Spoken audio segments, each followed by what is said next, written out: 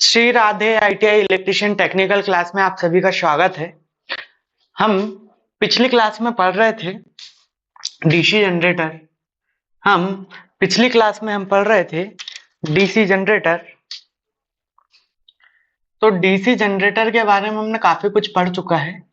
तो DC generator के बारे में हमने काफी कुछ पढ़ चुका है।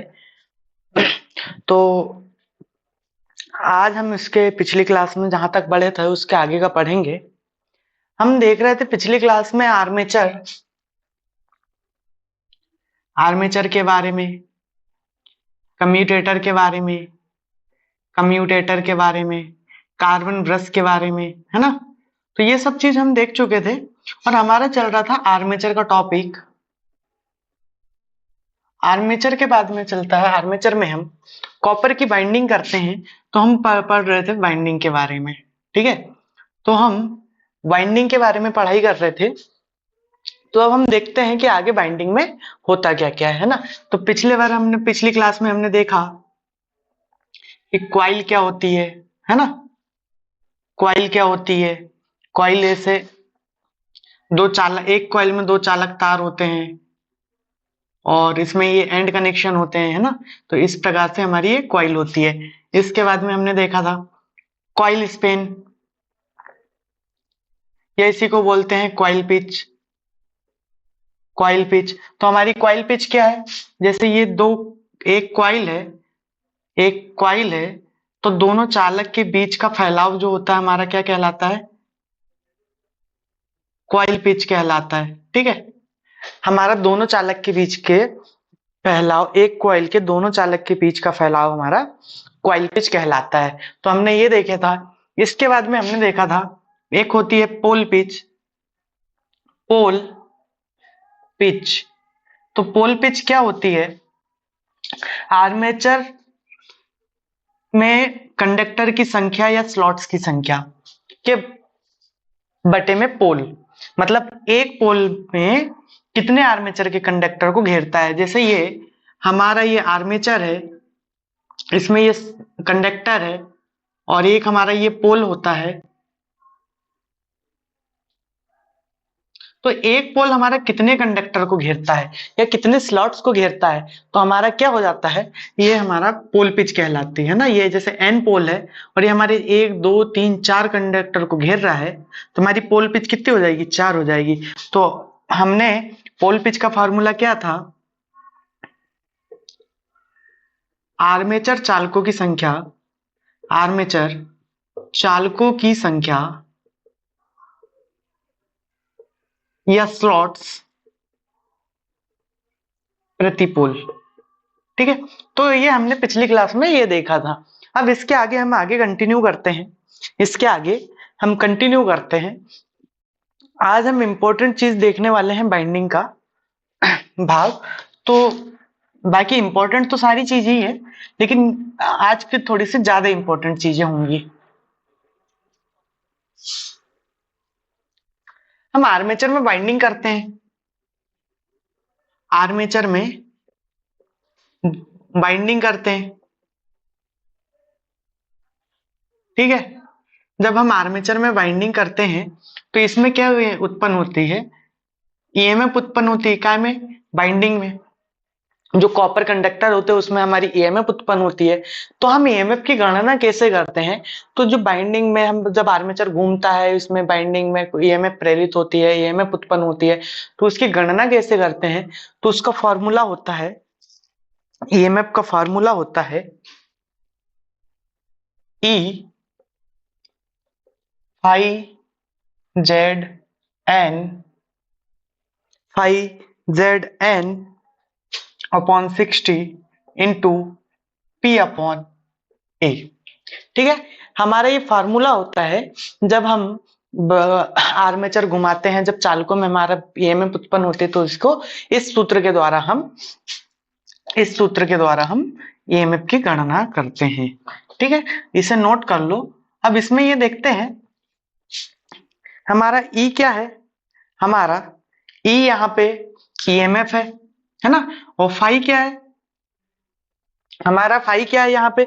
हमारा फाई है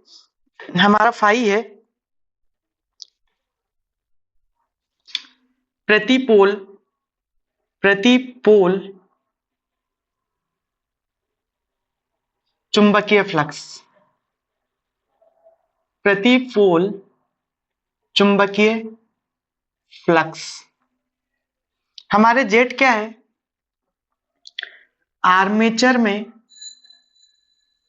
में चालकों की कुल संख्या, चालकों की कुल संख्या। ठीक है, उसके बाद में एन क्या है? हमारा एन क्या है? जो आर्मेचर को प्राइम मूवर द्वारा घुमाया जाता है तो उसकी घूमने की गति। तो इसमें एन क्या होगा? आर्मेचर के घूमने की गति, इसको लेते हैं आर पी एम में, और फ्लक्स काय में लेते हैं? वेबर प्रति मीटर स्क्वायर में, वेबर प्रति मीटर स्क्वायर में हम इसको लेते हैं, है ना। अब इसके बाद हमारा P क्या है?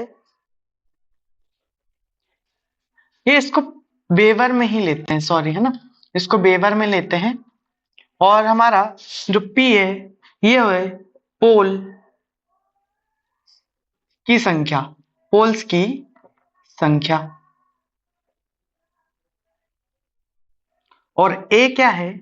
A है समांतर पथ की संख्या, समांतर पथ की संख्या। ठीक है, तो ये हमारे इतना जो चीज होता है, जब हम ईएमएफ की गणना करते हैं कॉइल में, जब हमारा ईएमएफ उत्पन्न होता है तो हम इसकी गणना करते हैं। तो इसमें हमारा फाई क्या होता है? प्रति पोल चुंबकीय फ्लक्स, जैसे वेबर में लेते हैं। प्रति पोल चुंबकीय फ्लक्स का मतलब है एक पोल द्वारा कितना चुंबकीय फ्लक्स उत्पन्न करा जाता है, तो वो होता है हमारा चुंबकीय फ्लक्स, है ना। और जेट क्या है? आर्मेचर चालकों की कुल संख्या हो जाती है। जेट क्या हो जाती है? आर्मेचर चालकों की कुल संख्या हो जाती। पी हमारा क्या है? पोल्स की संख्या है। एन क्या है? आर्मेचर के घूमने की गति है, इसे राउंड पर मिनट में लेते हैं, है ना। तो चक्कर प्रति मिनट इसको बोलते हैं, चक्कर प्रति मिनट, कि एक मिनट में कितने चक्कर पूरे होते हैं, राउंड पर मिनट, है ना। तो इसको ऐसे लेते हैं, ए समांतर पथों की संख्या होती है, इसे नोट कर लो। फिर आगे देखते हैं।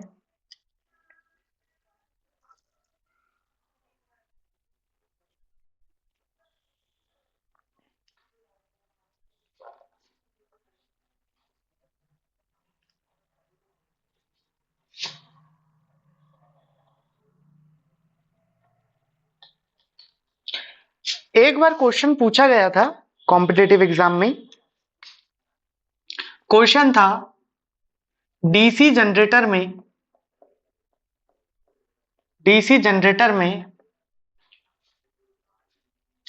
कम्यूटेटर की जगह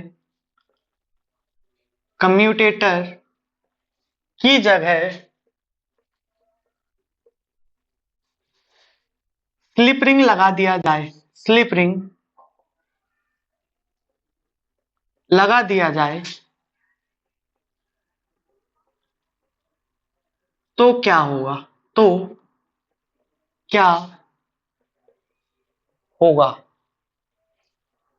यदि डीसी जनरेटर में कम्यूटेटर की जगह स्लिप रिंग लगा दिया जाए तो क्या होगा?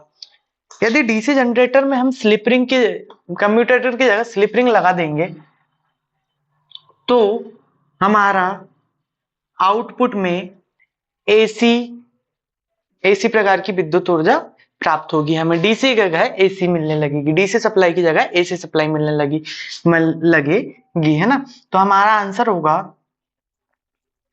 आउटपुट में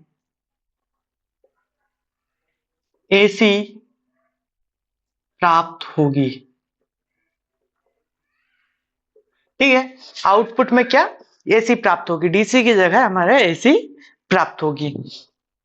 ये एक बार कॉम्पिटिटिव एग्जाम में पूछा गया इंपॉर्टेंट क्वेश्चन है। यदि कम्यूटेटर, कम्यूटेटर की जगह स्प्लिट रिंग बोला जा सकता है, स्प्लिट रिंग भी बोला जा सकता है। जैसे हमारी स्प्लिट रिंग क्या होती है, इस प्रकार से रिंग को दो भागों में विभक्त कर देते हैं, है ना।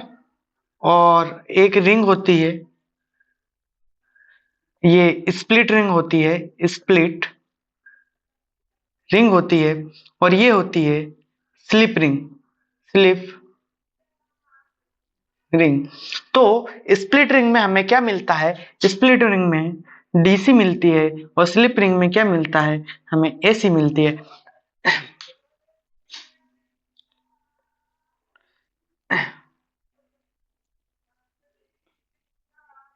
ये स्प्लिट रिंग है। स्प्लिट रिंग मतलब स्प्लिट रिंग से ही हमारा क्या बनता है, कम्यूटेटर बनता है। जैसे कम्यूटेटर कैसे होता है, कम्यूटेटर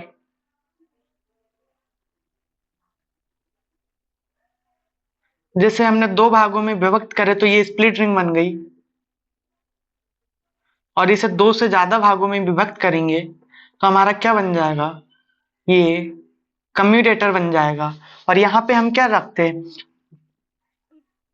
अचालक पदार्थ माइका रखते हैं, अचालक पदार्थ हम माइका को इसमें रख देते हैं, तो ये विद्युतीय रूप से विभक्त हो जाती है। तो ये हमारा क्या होता है, ये हमारा होता है कम्यूटेटर, कम्यूटेटर। ठीक है, ये स्प्लिट रिंग है, स्लिप रिंग है। तो जब ये स्प्लिट रिंग डीसी उत्पन्न करती है तो कम्यूटेटर हमें आउटपुट में क्या देगा, डीसी देगा। तो हमें आउटपुट में कम्यूटेटर स्प्लिट रिंग की जगह में हम स्लिप रिंग लगा देंगे तो आउटपुट में हमें एसी प्राप्त होगी। ठीक है, अब आगे देखते हैं, अब हम आगे देखते हैं।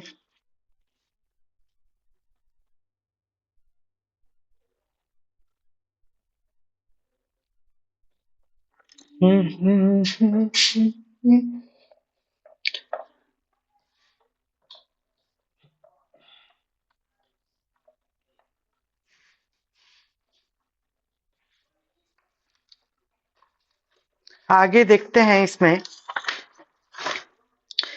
जब हम आर्मेचर में बाइंडिंग करते हैं, जब आर्मेचर में हम बाइंडिंग करते हैं, तो आर्मेचर में बाइंडिंग करते हैं तो इसमें कुछ स्लॉट्स होते हैं। जैसे हमारा आर्मेचर,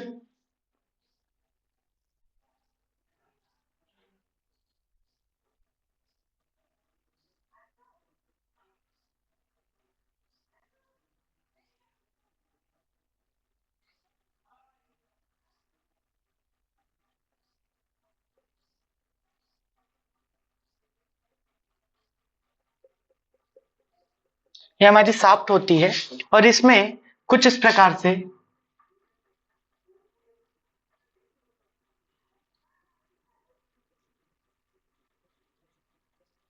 स्लॉट बने होते हैं। और ये वाला भाग जो होता है, ये होता है हमारा कम्यूटेटर। ठीक है, तो ये कम्यूटेटर होता है और ये आर्मेचर होता है। आर्मेचर और कम्यूटेटर हमारा कुछ इस प्रकार दिखाई देता है। ठीक है, अब ये हमारा आर्मेचर है, तो हम आर्मेचर हमारी कुछ पत्तियां में इसे और थोड़ा सा सिंपल बना लेते हैं। इसे सिंपल हम बना लेते हैं, यदि इसके स्लॉट हमें ये वाला भाग कुछ इस प्रकार है, और ये स्लॉट को हम तिरछा ना बनाएं और सीधा बनाएं, तो इसमें कोई परिवर्तन नहीं होगा। अब जब ये ऐसे गोल है, हम गोल को ऐसे खोल के यदि सीधे करते हैं तो हमें स्लॉट इसके कुछ कैसे दिखाई देंगे, हमें स्लॉट कुछ यूं दिखाई देंगे। ठीक है, अब यदि इस प्रकार से हमने इसको बना लिया तो क्या करेंगे, ये वाले भाग को इधर लाएंगे, ये वाले भाग को इधर लाएंगे, तो ये क्या बन जाएगा, पूरा राउंड बन जाएगा, वृत्ताकार मार्ग में बन जाएगा। हम इसमें बाइंडिंग करते हैं तो हम देखते हैं कि हम इसको पहले खोल लेते हैं ना, खोल लेते हैं। डायग्राम में हम खोल रहे हैं, बाकी रियल में वास्तविकता में इसे किसी भी प्रकार खोला नहीं जाता है, हम समझने के लिए इसको ऐसा कर दे रहे हैं। तो इसमें जो स्लॉट बने हुए होते हैं, इसमें जो स्लॉट बने हुए होते हैं, इसमें हम कॉपर की बाइंडिंग करते हैं। तो हमारी जैसे पोल पिच है, पोल पिच का मान 4 है, तो ये क्या हो जाएगा, स्लॉट नंबर 1 से लेके 4 तक। तो हमने मान लिया हमारा 1 2 3 ये 4 स्लॉट है ना, तो 4 स्लॉट है, तो हमने इसको नाम दे दो 1 2 3 4, 4 स्लॉट है। इसमें अब हम बाइंडिंग करते हैं, तो इसमें हम बाइंडिंग करते हैं तो एक चालक तार हम इसमें डालते हैं, एक चालक तार हम इसमें डालते हैं, और एक दूसरा चालक तार हमारा पोल पिच के हिसाब से चौथे नंबर के स्लॉट में डलेगा, और ये हमारे एंड कनेक्शन होते हैं। ठीक है, ये हमारे एंड कनेक्शन होते हैं, ये हमारे एंड कनेक्शन होते हैं। ठीक है, ये कॉइल को रख दिया, तो हमारी ये एक होगी कॉइल। ठीक है, ये हो गई हमारी एक कॉइल। तो एक कॉइल को हम बोलते हैं प्लेक्स। क्या बोलते हैं, प्लेक्स। यदि यदि यदि कॉइल के एक सेट को हम बोलते हैं प्लेक्स, यदि इसी आर्मेचर में 1 से 4 नंबर के स्लॉट में हमें और कॉइल डालना है, जैसे एक कॉइल का सेट ये हो गया, एक कॉइल सेट ये हो गया। यदि हमें इसी में 2 कॉइल के सेट डालने हैं, 2 कॉइल के सेट डालेंगे, जैसे मैं दूसरे कलर से इसमें ऐसे डाल देता हूं, ये इसी स्लॉट में है ना। तो इस प्रकार से ये कितने, उसमें 2 कॉइल सेट डल गए, कितने, 2 कॉइल के सेट डले गए, इसमें 2 कॉइल के सेट डल गए। यदि कुछ आवश्यकता अनुसार हम इसमें 3 कॉइल के सेट डाल सकते हैं, 3 कॉइल के सेट या 4 कॉइल के सेट इसमें हम डाल सकते हैं। तो इसे बोलते हैं, एक सेट को हम बोलते हैं प्लेक्स, तो इसे हम सिंगल कॉइल सेट को हम बोल देंगे सिंप्लेक्स। सिंप्लेक्स मतलब कितने, एक कॉइल का सेट, और एक कॉइल में हमारे कितने कंडक्टर होते हैं, हमारे एक कॉइल यदि है तो हमारे एक कॉइल में कितने कंडक्टर होते हैं, 2 कंडक्टर होते हैं। कम से कम एक कॉइल को पूरा करने के लिए कम से कम हमें 2 कंडक्टर की जरूरत पड़ती है ना। यदि हमारा एक सेट है, हमारा एक सेट है कॉइल का, तो हम बोल देंगे इसे सिंप्लेक्स बोल देंगे। यदि 2 सेट है, 2 सेट है तो इसे डुप्लेक्स बोल देंगे, डुप्लेक्स। यदि हमारे 3 सेट है, 3 सेट है तो इसे ट्रिप्लेक्स बोल देंगे, ट्रिप्लेक्स। यदि हमारे 4 सेट है, 4 सेट है, हमारे 4 सेट है,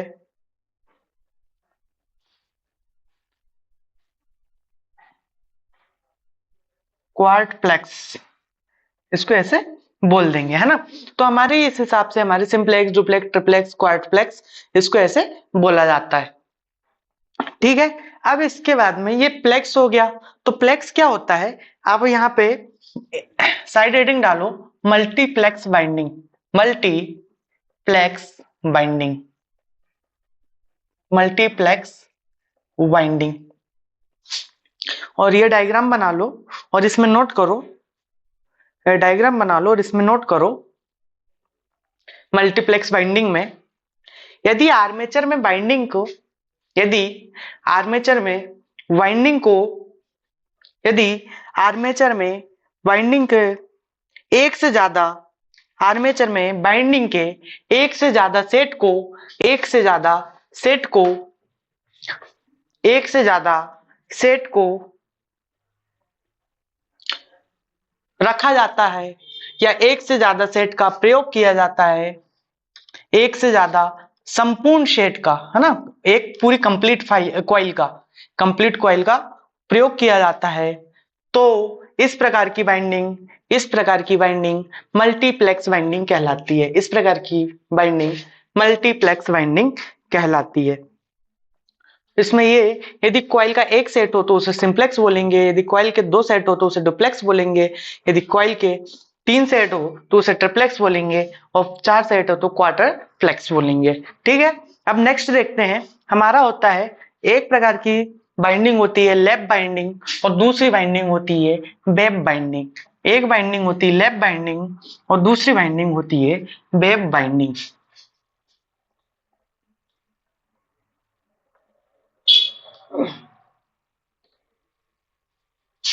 तो हम देखते हैं,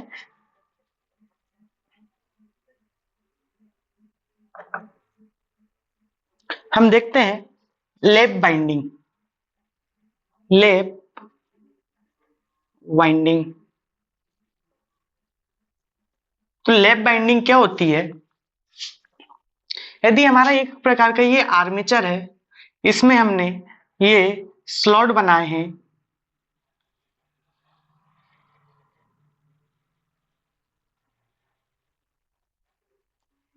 ये हमारे स्लॉट है, और इसमें हमने एक कोई बाइंडिंग को रखा है,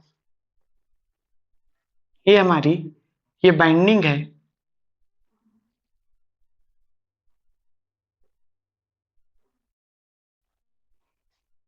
ना।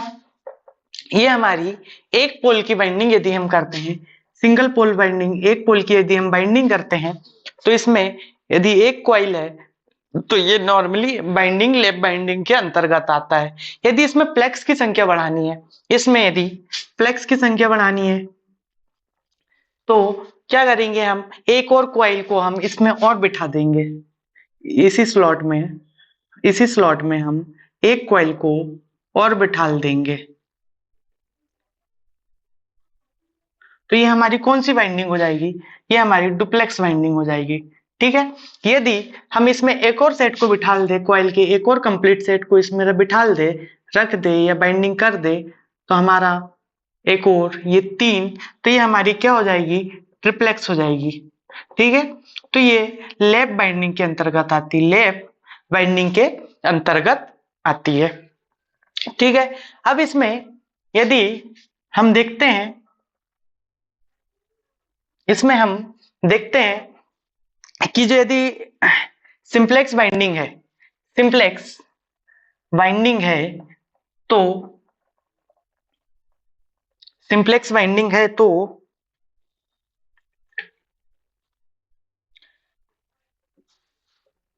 यदि एक कॉइल की बाइंडिंग है सिंप्लेक्स बाइंडिंग, तो क्या होगा इसमें? इसमें हमें दो चीजें देखना पड़ेगा।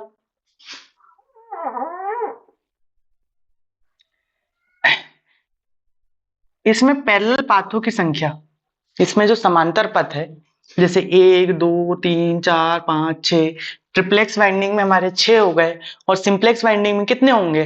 तो एक पोल में हमारे कितने होंगे? 2 होंगे। एक पोल यदि सिंप्लेक्स है, यदि एक पोल की एक बाइंडिंग कर रहे हैं तो उसमें 2 होंगे। लेकिन जब लैप बाइंडिंग होती है, लैप बाइंडिंग होती है, तो ये जैसे हमारा एक एक पोल की बाइंडिंग हो गई, एक पोल की बाइंडिंग हो गई, और दूसरी बाइंडिंग हम इस प्रकार इसमें कर देते हैं।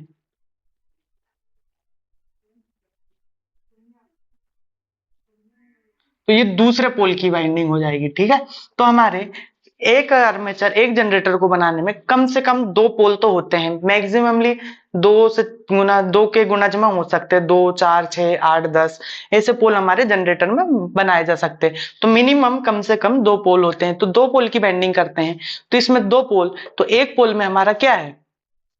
हमारा एक पोल में क्या होता है हमारा? दो कंडक्टर, 2 समांतर पथ की संख्या होती है ना। और जैसे हमारी 2 पोल हो गई, लेकिन इसमें जब हम लैप बाइंडिंग के अंतर्गत आते हैं, तो इसमें जब कनेक्शन करते हैं, जब इसमें कनेक्शन करते हैं इस प्रकार से, इस प्रकार से इसमें कनेक्शन करेंगे, तो हमारे पास आउटपुट में समांतर पथ की संख्या कितनी हो जाएगी? यदि 2 पोल है तो समांतर पथ की संख्या भी 2 हो जाएगी। यदि इसी प्रकार 4 पोल होंगे तो हमारे पास समांतर पथ की संख्या 4 हो जाएगी, है ना। तो इस प्रकार से हम कह सकते हैं कि इसमें जितने पोल होते हैं, जितने पोल होते हैं, उतने ही समांतर पथ की संख्या होती, समांतर पथ की संख्या होती, पथ की संख्या होती है। तो हम समांतर पथ की संख्या काय से दर्शाते हैं? ए से दर्शाते हैं। और जित पोल को काय से दर्शाते हैं? पी। यदि हम इसको ए और पी लिख दे, ए बराबर पी, तो हम देखते हैं कि लैप में, लैप को जब हम लिखते हैं तो ए और पी दोनों आता है, तो हम इसमें क्या बोलते हैं? जितने समांतर पथ की संख्या कितनी होगी? पी के बराबर होगी। और जितने पोल होंगे, जितने पोल होंगे उतने ही क्या होंगे? कार्बन ब्रश की संख्या होगी। जितने पोल होंगे उतने कार्बन ब्रश की संख्या होगी। कार्बन ब्रश कार्बन ब्रश बराबर पोल। ठीक है, जितने कार्बन ब्रश होंगे जितने पोल होंगे उतने ही कार्बन ब्रश की संख्या होगी। अब क्या होगा लैप बाइंडिंग में, प्लेक्स की यदि बात करें, यदि प्लेक्स की बात करें, यदि आर्मेचर की बात करें, आर्मेचर कंडक्टर की बात करें, यदि ये पोल के बराबर में, यदि प्लेक्स को हम एम से दर्शाते हैं, है ना, तो जितना प्लेक्स होगा और उसके गुणनफल में जितना पोल होगा उतने ही आर्मेचर पथ की संख्या होगी।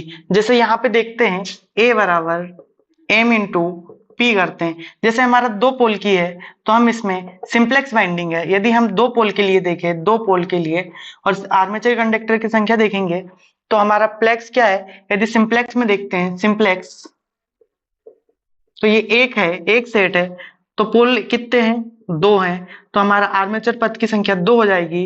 यदि प्लेक्स की संख्या दो है तो दो पोल हो जाएंगे, तो आर्मेचर पथ की संख्या, समांतर पथ की संख्या कितनी हो जाएगी, चार हो जाएगी। उसके बाद यदि प्लेक्स की संख्या तीन है तो पोल दो है, तो हमारे पास पैरेलल पाथ की संख्या कितनी हो जाएगी, 6 हो जाएगी। तो इस प्रकार से एक फॉर्मूला ये भी बनता है ए बराबर एम इंटू पी, और एक फॉर्मूला बनता है ए बराबर पी, किसमें, लैप बाइंडिंग में, है ना। तो इस प्रकार से इसमें ये होता है। और जब इसमें पैरेलल पाथ की संख्या अधिक होती है, जैसे इसमें पैरेलल पाथ की संख्या अधिक होगी, ए ज्यादा होगा, तो इसमें क्या होगी, धारा भी ज्यादा होगी, धारा ज्यादा होगी, धारा ज्यादा होगी, धारा ज्यादा होगी, और वोल्टेज क्या होगा, कम होगा, वोल्टेज वोल्टेज क्या होगा, कम होगा।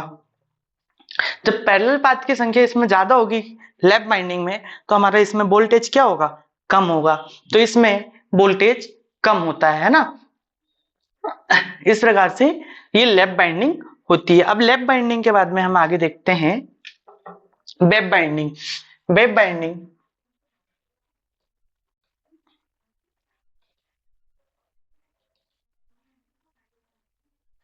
यदि वेब बाइंडिंग देखते हैं तो वेब बाइंडिंग में क्या होता है, वेब बाइंडिंग,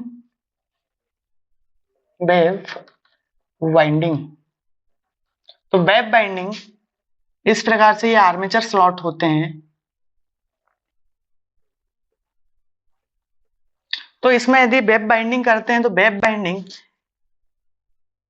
यहां से शुरू होती है, इस प्रकार, इस प्रकार,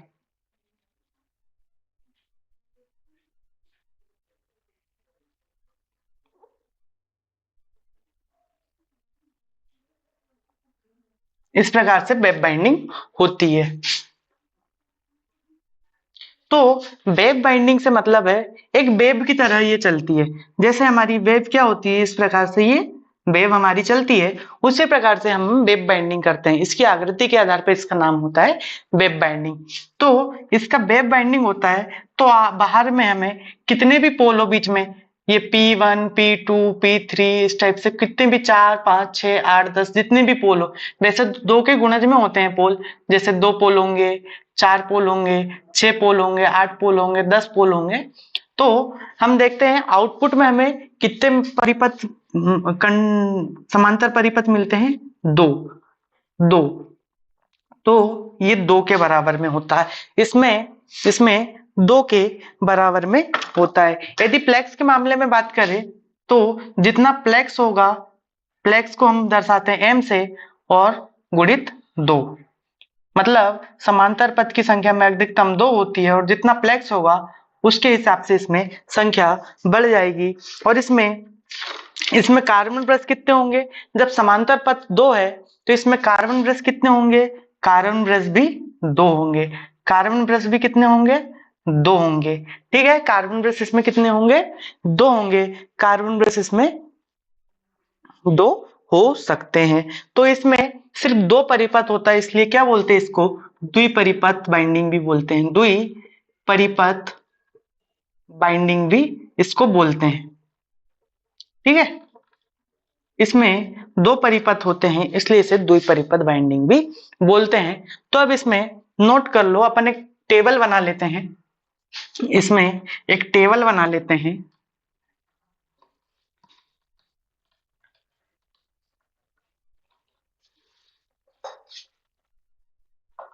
एक तरफ डालो लैप बाइंडिंग, दूसरी तरफ वेब बाइंडिंग। तो लैप बाइंडिंग की आकृति कैसी होगी?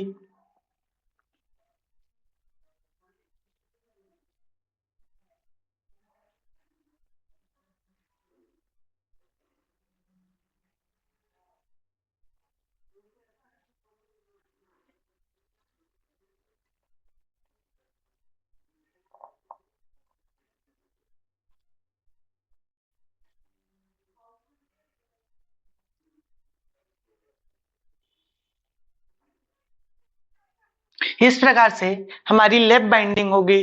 और वेब बाइंडिंग कैसी होगी?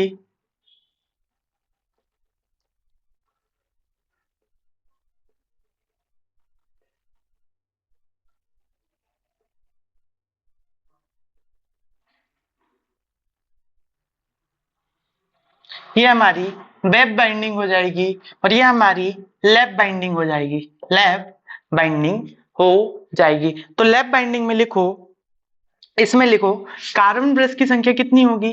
कार्बन ब्रश की संख्या बराबर पोल की संख्या। पोल की संख्या, कार्बन ब्रश की संख्या इसमें कितनी होगी?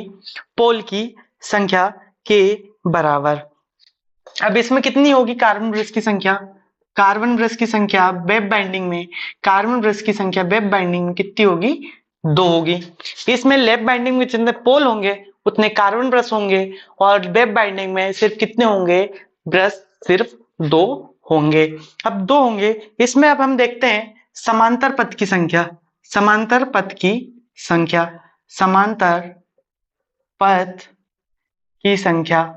इसमें समांतर पथ की संख्या कितनी होगी? ए बराबर पी। जितने पोल होंगे उतने समांतर पथ होंगे। इसमें समांतर पथ कितने होंगे? इसमें समांतर पथ, समांतर पथ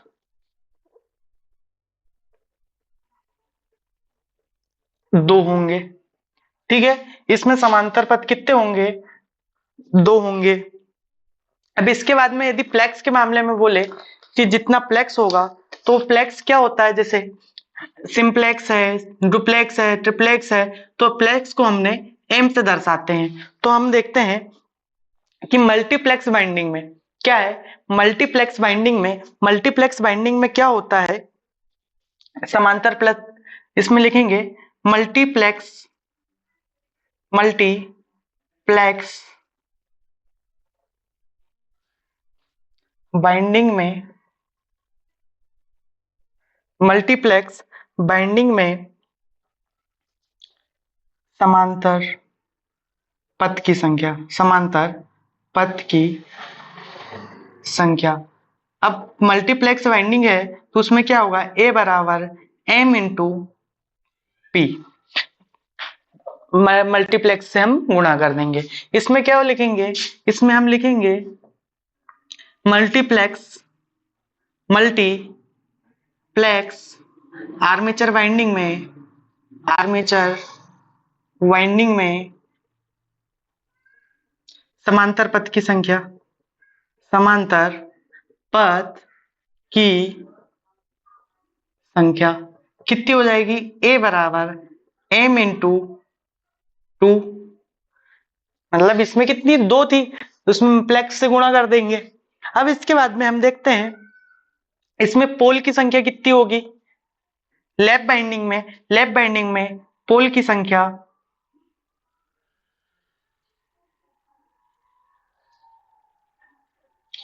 ये तो लिखा ही है ना अपना। जितने आर में परिपथ ये होंगे, समांतर पथ की संख्या होगी उतनी पोल की संख्या होगी। और अब ये लैप बाइंडिंग हम कहाँ पे यूज करते हैं? इसमें समांतर पथ अधिक है तो इसको हम कहाँ यूज करते हैं? हाई करंट, हाई करंट और लो वोल्टेज में, लो वोल्टेज में। अब इसमें समांतर पथ की संख्या कम है तो इसमें क्या होगा? लो करंट होगी, लो करंट होगी और वोल्टेज क्या होगा, हाई होगा, हाई वोल्टेज होगा। वेब बाइंडिंग में लो करंट होगा और वोल्टेज क्या होगा, हाई होगा। ठीक है, अब हम देखते हैं कि इसका उपयोग कहां करते हैं भाई, लैप बाइंडिंग, वेब बाइंडिंग का।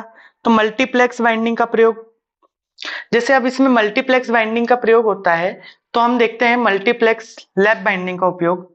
मल्टीप्लेक्स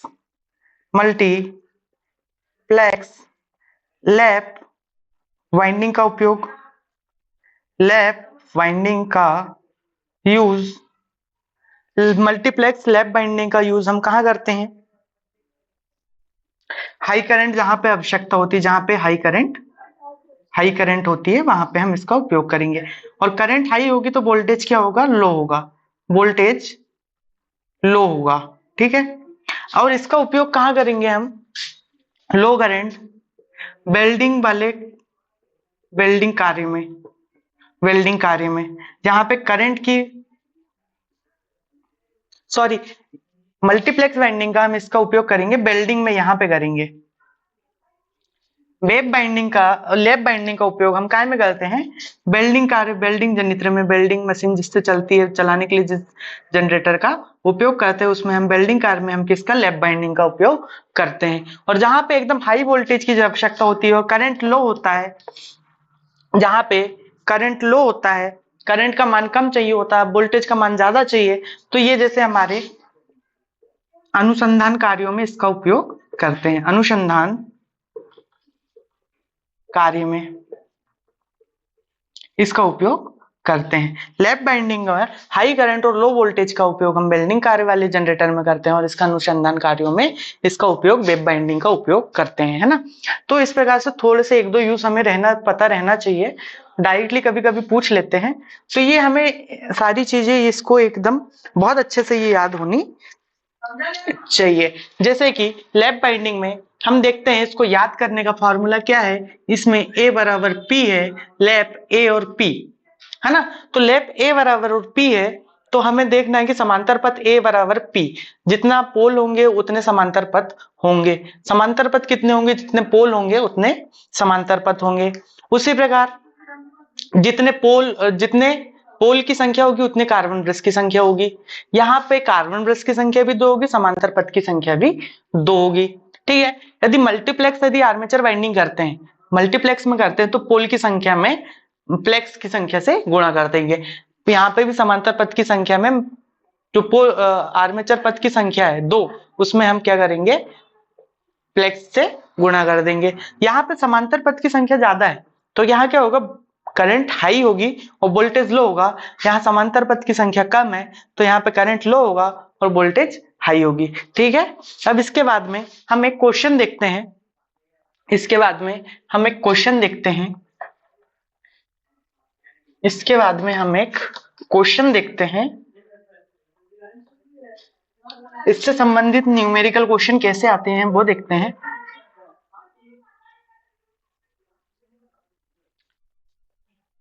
चार पोल लैप बाइंडिंग जनित्र में मल्टीप्लेक्स, चार पोल लैप बाइंडिंग जनित्र में मल्टीप्लेक्स बाइंडिंग का उपयोग किया गया है, बाइंडिंग का प्रयोग किया गया है,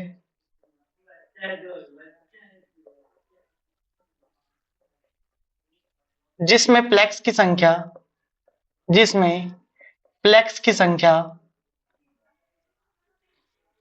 3 है और जिसमें प्लेक्स की संख्या 3 है, तो समांतर पथ की संख्या ज्ञात करो, समांतर पथ की संख्या ज्ञात करो। ठीक है, एक 4 पोल की लैप बाइंडिंग जनित्र है, उसमें मल्टीप्लेक्स बाइंडिंग का प्रयोग किया गया है, जिसमें प्लेक्स की संख्या 3 है ना। तो उसमें है, तो है तो उसमें क्या करना है, समांतर पथ की संख्या को ज्ञात करना है। अब देखते हैं 4 पोल की इसमें क्या बोला है हमें, लैप बाइंडिंग। तो जो लैप बाइंडिंग है तो इसमें ए बराबर पी होगा, ठीक है। हमें नाम से स्पष्ट है, लैप लैप में ए और पी आता है तो हमें ए बराबर पी होता है। तो इसमें जितने पोल होंगे उतने समांतर पथ की संख्या होगी। ए बराबर पी, तो हमारा ए की वैल्यू कितनी हो गई 4, और पोल कितने हो गए 4। तो हमें समांतर पथ की संख्या ज्ञात करनी है ना, तो पोल की संख्या 4 है। इसमें यदि प्लेक्स की बात करें तो हम इसमें m से गुणा कर देते हैं, और m से गुणा कर देते हैं तो m की संख्या कितनी दी है मल्टीप्लेक्स, जिसमें प्लेक्स की संख्या कितनी है 3, तो हम इससे 3 से गुणा कर देंगे तो हमारे यहाँ पे समांतर पथ की संख्या कितनी हो जाएगी 12 हो जाएगी। हमारी समांतर पथ की संख्या कितनी हो जाएगी 12 हो जाएगी, ठीक है। इसमें हमारे एक समांतर पथ की संख्या कितनी हो जाएगी 12 हो जाएगी। अब इसके आगे देखते हैं हम, इसके आगे देखते हैं एक होती है डमी कॉइल। डमी कॉइल का उपयोग कहां करते हैं, डमी कॉइल का उपयोग कहां करते हैं, जैसे हमारा ये एक आर्मेचर होता है, इसमें ये इस प्रकार से स्लॉट बने होते हैं,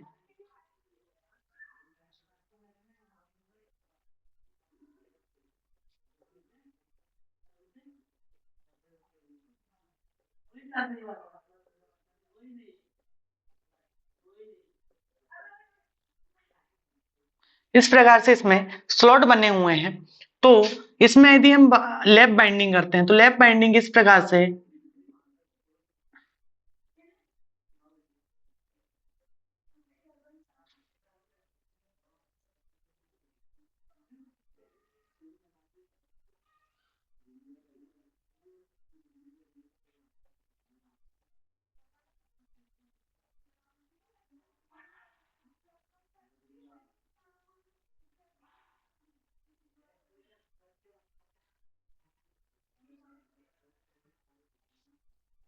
तो इस प्रकार से हम लैप बाइंडिंग करते हैं। और यदि हम देखते हैं इस प्रकार से, यदि हम लैप बाइंडिंग करते हैं, web binding sorry web binding करते हैं, वेब बाइंडिंग करते हैं, वेब बाइंडिंग हम इस प्रकार से इसमें वेब बाइंडिंग करते हैं तो क्या होता है कि हमारा बाइंडिंग कंप्लीट हो जाती है हमारी, इस प्रकार से यहां तक बाइंडिंग कंप्लीट हो जाती है। जैसे यहां तक यदि बाइंडिंग कंप्लीट हो गई, यहीं तक हमारे 2 स्लॉट बच गए हमारे। जैसे हमने देखा कि हमें 6 पोल का चाहिए था, तो हमारे 1 2 3 4 5 6, हमें 6 पोल का हमें क्या चाहिए था, जनरेटर में बाइंडिंग करना था 6 पोल की, हमें आर्मेचर बाइंडिंग करनी थी, ठीक है।